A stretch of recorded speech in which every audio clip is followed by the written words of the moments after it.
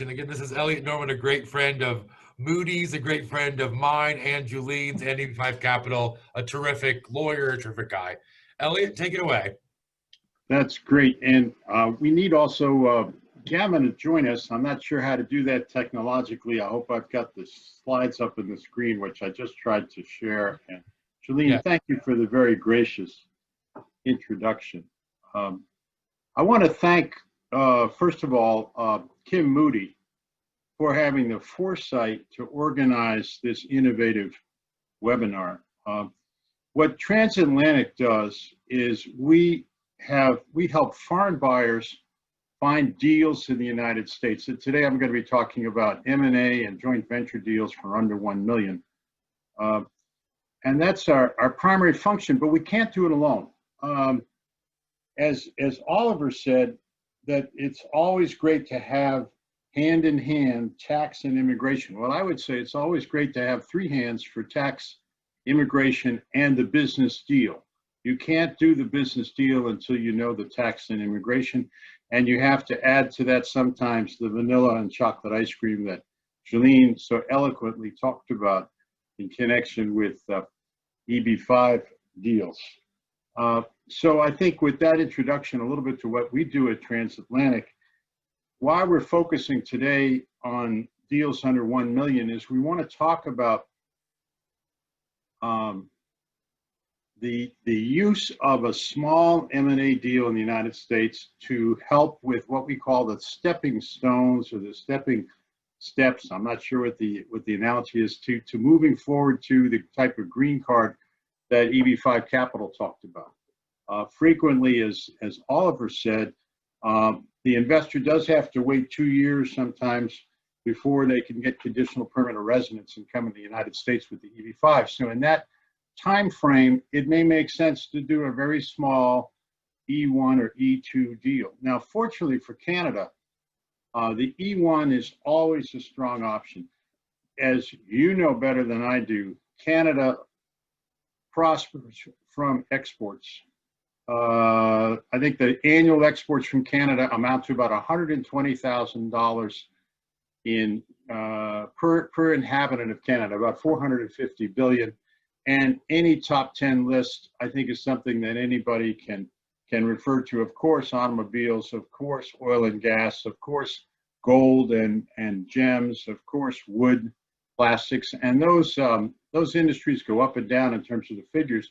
But we know that 75% of the exports from Canada go to the United States. So what makes sense is not looking very far over the border from Alberta or Edmonton and buying a distributor in the United States that's already importing Canadian products. That takes care of showing that continuous flow of shipments that Oliver referred to. When you buy that company, you're buying the proof of trade and commerce with Canada, and it facilitates the E1 for the entire family, so that if the spouse, as Oliver mentioned, wants to come down to the United States for September, that's not a calendar that an EB5 project can support, but it is a calendar that is well supported by the E1. Now, one of the other situations that Oliver talked about was he had somebody in Bali, and he said that person, of course, may never want to come home. Of course, in the US, we have our own Bali. This is a shot from where, Hawaii. And that's probably where some of our EB5 investors may want to live and do nothing, not work at all in an enterprise. So that may lead us to thinking about the second reason to do a small M&A deal in the US, which is you may want to sell that business in 2 years. It's much easier to sell a business that you already bought than to start a brand new business that doesn't have the benefit of 3, 4, 5, 6-year tax returns, a solid record of EBITDA, so that you can settle down in Hawaii. Now, if for some reason you wanted to live in the equivalent of Bali, namely Hawaii, and actually get involved productively, we can sell you a swimming pool construction company for $650,000, or another good business post-COVID, which is residential redesign and construction, because with everybody spending time in the United States staring at the four walls, there's a heck of a lot of construction going on residential wise, just as housing starts are up 22%, as people think about moving to bigger homes if they're going to have to spend a lot of time together as a family. So I guess that brings us to the second part of what Transatlantic does. We help foreign buyers find businesses to purchase in the US. We also help US or foreign parties and investors sell their businesses. So we have all this back and forth where you have an English company who will be buying into a US solar energy company, and then that US solar energy company 2 years from now may sell to another solar energy company, and they may turn around and sell back to the English. So we're seeing a lot of this back and forth, and certainly that's true for Canada as well. So this turns, I guess, to what advice we want to give, because there are tons and tons and tons and thousands of business opportunities. How to choose. It's like walking into Julene's ice cream shop and we have 36 flavors and everybody else is in line behind you getting impatient. So with this, we're going to turn over to my partner, Gavin, who's been buying and selling businesses successfully for 20 or 30 years in the United States. Elliot, I do not. This is Oliver. I do not. It looks like Gavin may have had a technical difficulty. He is not on. He's not joined us. Are you to take his portion? Is it possible that he signed in through the other invitation that you sent as a viewer rather than a panelist? Okay, he's visiting, everybody, he's visiting family in the UK for personal reasons. Let me go check my emails and just see where we are. This is what can happen. And that's one of the reasons you have to stay flexible in this business, whether it's M&A or whether you're presenting. 1 second, I'm going to check my emails, Oliver. Great. Thank you. And Julene, that was that new project looks terrific, that regional center. You were saying it looked vanilla, but we were looking at the pictures. It looks like a very fancy vanilla. Thank you. And a good location too. We certainly like it. I lived in DC for many years. It's a fantastic city.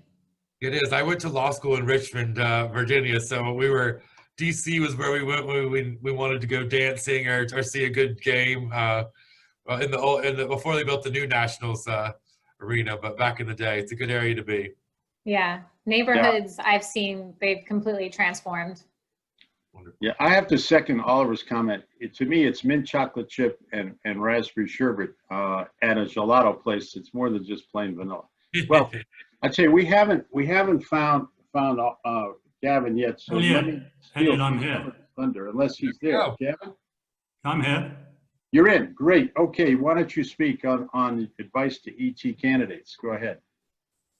Sure. So thanks, Elliot, for the introduction and for starting that off. So a question, regardless of whether it's really an E2 visa or any type of business, the three questions I always ask a buyer of business is, what is your industry preference, your geographic options, and the size of business you're looking for? So in terms of industry, are you looking for an IT company? Are you looking for an ice cream store? What types of businesses are of interest to you? That's very important. Obviously, you're not going to buy an accounting firm in all likelihood if you're not a CPA. So the question is, what's a potential good fit given your industry strengths and your background? That's number one when you're considering buying a business. The second thing would be the geographic option. Are you looking to move to Hawaii? As Oliver's told us, a lot of folks are very interested in moving to Hawaii, and why not? I'd be happy to go there if someone finds me a nice business in Hawaii. So that would also be nice, but what are your geographic options? What will you consider? And then thirdly, the size of business, and that's a revenue criteria. It's how many employees it has, and then the profitability. Clearly, you can't be looking for a business that's for sale for $5 million if you only have $200,000 to your name and you can't get bank financing to buy a business in the US. So those are the three critical questions to ask yourself if you're considering the purchase of business in the US: the industry preference, your geographic options that you'll consider, and the size of business. And it's important to be flexible. If you say, well, I really just want an IT, a technology business, and it really needs to be in the one island in Hawaii, you're probably going to be sorely disappointed, and you might be waiting 50 years and you'll never get the E2. So flexibility is critical. The more geographic areas you'll consider, the more industries you're open to, some financial flexibility, that will greatly enhance your search and make it that much easier to find a business that fits your needs. Secondly, it's important to be knowledgeable. You don't want to be buying a business for $1 million if it makes 100,000 in profit. So you need to understand the parameters of the business. You need to understand the tax returns. You need a partner potentially with good CPA help, clearly good attorney help, and then folks like ourselves that understand the M&A world and what's a reasonable deal or not. Having said that, you need to be somewhat aggressive. And by this, I mean, there's going to be competition for these businesses, particularly businesses that are popular. Even now, we have tons of buyers looking to buy businesses. There's still a lot of people who've earned a lot of wealth over the last 10 plus years. So you need to be somewhat aggressive, because if we have two buyers, a US buyer and a Canadian buyer, they're probably going to go with the US option if the price is similar. Because with the Canadian option, you're putting yourself as a seller at risk of the E2 not going through for whatever reasons. And there's a process that's involved. So you need to be somewhat aggressive in terms of offers. I'm not saying you offer more than the asking, we never see that, but you need to make good, legitimate offers, and you need to try and move relatively quickly. Lastly, align yourself with the professionals. I've mentioned before, that's important, so you can understand, is this a good business? Is it going to fit the criteria? And, you know, do I have the money, and is it priced right or nearly right? Elliot, can you go to the next slide, please? I'd be delighted. And Gavin, before we get to the next slide, if you don't mind, I just wanted to add 2 points to something that you said that I think is really pertinent to our discussion. You mentioned about financing and banks. I do want to point out that the E2 is one of the few visas that's eligible for what we call SBA financing in the United States, which is small business administration financing, particularly if you're buying an existing business. The existing business has a track record, and that means government money is available to buy a U.S. business. The second thing I wanted to say about being aggressive is that certainly is the American style of negotiation, because the M&A attorneys that I used to work with talked about the fact that you might offer even a little bit more money than your competition, and then during the negotiations you find things that don't satisfy you about the business, and you drive the price down. But so you bid high and end up low. The third thing I wanted to say about risk mitigation, if I just might, Gavin, offer this observation, if you don't mind. But many times the buyer says, well, you know, I'm going to put the $700,000 in the swimming pool construction company in Hawaii, but what if I don't get the visa? And the nice thing, as Oliver will help them figure out, is the U.S. Embassy specifically says, or the U.S. Consulate specifically says, you could put that money in escrow and make it contingent on issuance of the E2. So only if the embassy says, come to the United States, here's your E2, is the money released to the seller. So you're protected on that downside. Next slide, the E2 case studies, my friend. Right. So the point I wanted to make here was simply, you know, when you're looking at different businesses, they need to be a fit with the type of business you see yourself running. But not only that, as in the case of the yogurt store, as an example, the one number 2, if it does 300,000 in revenue and has one full-time employee with annual profits of only 50,000, maybe that's not an E2 deal. Maybe that doesn't qualify.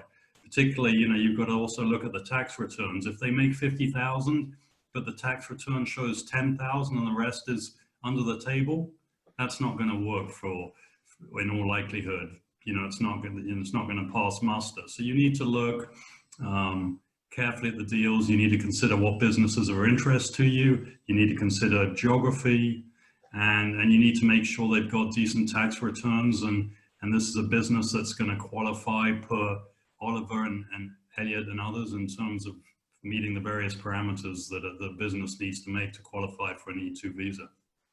Right. Gavin, if I could ask you a question. When you're advising your clients, because you buy and sell dozens of businesses, even in the same industry, how do you tell the client this is a good price, this is not a good price? How do you make the comparisons? A lot of people talk about formulas based on EBITDA. It's 3 times EBITDA, it's 5 times EBITDA. That's always been a mystery to me. Yeah, in our world, we don't focus so much on EBITDA. We actually focus more on what we call seller discretionary earnings, SDE, because in these smaller businesses, it's really not about just what the profit of the business is. It's also just as much what the owner pays himself or herself in compensation. I mean, you could have a business that has an EBITDA of 100 grand, which is not going to include the owner compensation, and the owner could be paying himself or herself $1 million. In a small business, that needs to be part of the equation. It doesn't matter for IBM and Google because that's largely irrelevant when it comes to the bottom line. But in our world, we look at seller discretionary earnings, which is essentially profit plus the owner comp and other owner add backs. So it could be like healthcare that they get through the business plus interest and depreciation. Our formulas generally range from 2 to 4 times seller discretionary earnings. It depends on the type of business, depends on the amount of revenue and earnings, depends on the growth trajectory. And we look at comps data. We have access to thousands of data points of deals that have been done across the industry. And that one last point, and then I'll turn it over to Elliot. If someone's looking to buy a business in the US for $1 million or less that we've discussed, and they want to get an E2 visa, we might have 10 to 15 businesses for sale at Transatlantic or whatever that number is. But regardless of that, we have access to thousands of other businesses that are for sale. And so we can work with potential buyers in Canada and elsewhere across the country. So if someone's looking in Hawaii, even if we're based in Virginia or North Carolina or in another state, we can still be of great value, and that we can still furnish a list of potential businesses to purchase. We can still help them through the process of negotiating the deals, due diligence, valuing the deals, et cetera, et cetera. So again, the country's really our oyster when it comes to folks looking to buy businesses in the US with an E2 visa. Over to you, Elliot. Thank you, Gavin. So we thought that before we we wind this up, we might suggest some sectors that for us make sense during the COVID-19 crisis in the United States, and hopefully after the crisis has abated a bit. And clearly, everybody's talking home health care. People are afraid to go to hospitals to get treatment. They want to get treatment at home. They want to get treatment by telemedicine. And this is one sector that's particularly, it's hot. It's hot in the US. It makes sense in terms of how our healthcare system is reshaping. And we could give you a number of examples, I think, of companies in this sector for 400, 500,000 that allow for points of entry and growth where they're looking for capital. Last mile, in my neighborhood, we see these mysterious panel trucks driving around. They have no names on them. They're just white panel trucks. And I don't know if it's a CIA, FBI undercover operation, but what they are is they're delivery guys, because Amazon can get the products fairly close, but they can't get them the last mile. And this business has good values and is a good business to buy and easy to manage. Home improvement, I mentioned that in connection with companies in Hawaii, and you'll see them there as people stay home and need things. Okay, this is one that I'm going to turn back to Gavin, because he has some expertise as well with veterinary practices and pets generally. I will only give you this amazing statistic. when our unemployment rate rose to more than 12%, Oliver, in the United States, the number of pets increased by 10%. So everybody said, we got to finally get that dog now that I'm at home, or another cat. Gavin, you want to comment on this sector? I mean, sure, it's definitely, this is one of those sectors that's really been the hottest of all sectors in the US in the last few years. Quite a lot of private equity firms doing roll-ups where they're buying a dozen of these across the country at once, particularly in the veterinary space. So yeah, I agree, very, very hot space, and highly sought after. And this is definitely one that's been growing strongly during COVID. And I might add that the delivery of products has completely changed. It's pretty much online, so that we can you could be in Hawaii and have a pet services, pet products business in your free time. This one here, I think, is really important. It's not just water filtration. It's also all the other screening systems for air quality, air filters, ultraviolet light. A very successful chain of diners just went back into business in Richmond with the representation that they had some ultraviolet light system to sanitize that was more effective than your ordinary cleaners, and they used it to attract business. And I think this is a great business to get into in the US. Again, lots of companies for sale looking for capital. Fitness and health has got some question marks. Clearly, the big issue in the US has been the closure of private gyms, maybe reopening more oriented online and doing your fitness at home. Yes, I mean, this is another impact of COVID, is liquor consumption and cannabis consumption in those states that it's legal. Of course, Canada, cannabis is a huge industry, and I think there are all sorts of opportunities. I might add that some states, all sales of liquor is done by the state government, but there are other states that private shops are allowed to set up and sell. I don't know in Canada if it varies by province. And of course, the movement to legalizing marijuana is just coming. People are getting on their bikes. They're reshaping urban areas. They're changing highway configurations. They're putting in bike lanes. Residential construction, again, this is what's been so surprising, is the number of housing starts, the number of home sales, the redoing of things. And again, I'm back into trucking. That supply chain is critical, and there are good values here. Okay, the takeaways. I hope that the takeaways are not as complicated as this board from some Princeton University mathematics seminar. So I'll just give you my one takeaway, and then I'll ask Gavin a question. My takeaway is pivot. This is Charles Weber in his college days at the University of Michigan, and you've got to be able to pivot and have flexibility and know what you're getting into. If you're getting into a joint venture, you've got to know not only how to set it up, but how to exit. If you're buying an E2 business for $400,000 with the idea that you're going to get out of it when you go into an EB5 capital project and you get that green card, because both projects can start fairly simultaneously. Oliver will explain how you do both at the same time. You want to be able to find an easy buyer. Again, pick an industry that's as far away from the restaurant business as you can. So my question to you, Gavin, on strategies and takeaways, from you, from a business point of view, as a business seller, business buyer for many clients, what are the advantages and disadvantages of going in with someone else and buying not 100% of the company, but say 55% or 67% or 50-50? Well, I think the main advantage is you can obviously pool assets, and so potentially that opens up a wider array of businesses to purchase.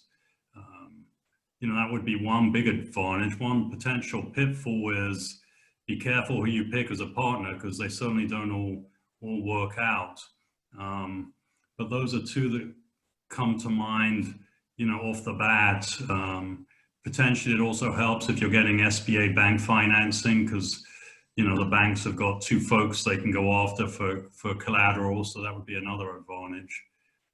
I think if you're getting into a distributor, where you're buying a distributor, which is such a logical step for Canadian business people, given that the 75% of your exports is going to the U.S. and you have already a line of distributors. That distributor markets in an American cultural way, which is slightly different by a factor of 10% from maybe how you market in Canada. And so you can take advantage of knowing the local business culture, and particularly if you're selling to the Defense Department, for example, they know everybody in the agencies. So I like having a business partner, but I think you've got to figure out if you're going to be happy with this person 2 years from now. We did a deal for the Canadians and the French where they went into business together, but ultimately we had a right in the deal that one party, in this case it was the French, had the right to buy out the Canadians in the helicopter facility in Texas, so that there was an exit strategy, because they didn't see that they could do it 50-50 forever. So I think that's pretty much, did you have any other takeaways at this point, Gavin? I know you've covered a lot of ground. No, I think it's the three things. Be flexible in your approach, be nimble when you have an opening, and work with professionals. So I would just say that we would invite you to send us questions either to Oliver or to us directly. We can help you do a search if you're buying a company. We can help you sell a company.